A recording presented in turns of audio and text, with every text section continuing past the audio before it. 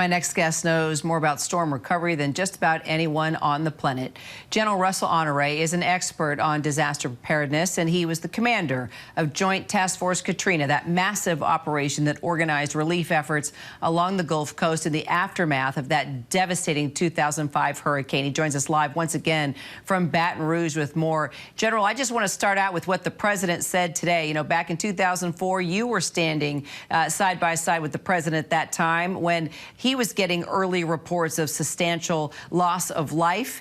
You know what happened then. What's your gut telling you this time around as we hear the president say the same thing this time? Well, Kara, they don't know what they don't know, to use old Don Rumsfeld phrase, because the people that may have been flooded out in their homes, which is a scenario we think that may have caused most of the damage from the surge water, most of those homes are locked. That means the search and rescue teams have to go knock on the door, then enter that home, all those homes, to make sure people, if they need rescuing or if they need to be recovered, a recovery operation. And that's going to take time. It's going to be easy to get the people out who can walk out or who can wave on the front porch and say, hey, I need to be evacuated. The challenge is that's a lot of homes, Kara.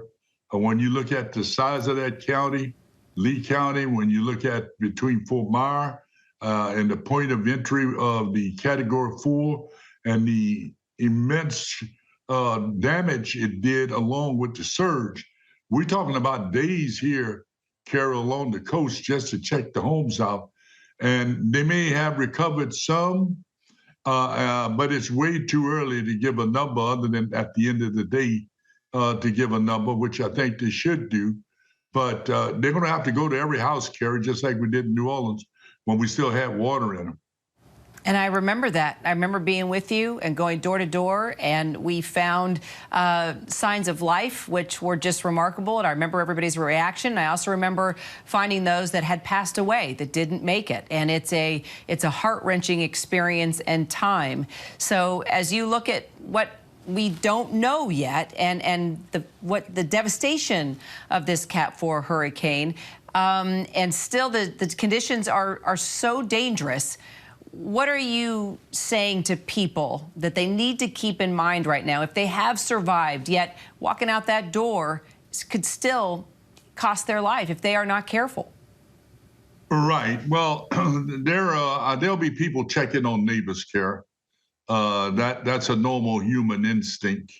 Those that can will check on neighbors, and because they'll save a lot of lives, neighbors saving neighbors. And I understand the governor's warning about people going out on sightseeing, but most of the lives that will be saved will be done by neighbors or people helping each other, then handing them off to the search and rescue team or the high water vehicles when they come through.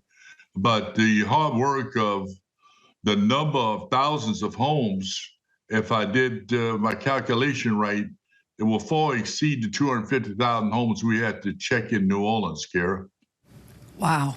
And as you know, General, the Coast Guard is in full force right now. They've got all assets there on the ground. And as we remember from Katrina, they do remarkable things with those helicopters, saving people from the top of those roofs. We will never forget. Well, we are at the end of the half hour here, but General, I know we're going to be talking a lot more throughout the next couple of days. Love having your expertise. Love having you with us. Thanks so much, General Honore.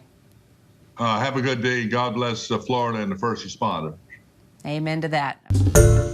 Hi, everyone. George Stephanopoulos here. Thanks for checking out the ABC News YouTube channel. If you'd like to get more videos, show highlights, and watch live event coverage, click on the right over here to subscribe to our channel. And don't forget to download the ABC News app for breaking news alerts. Thanks for watching.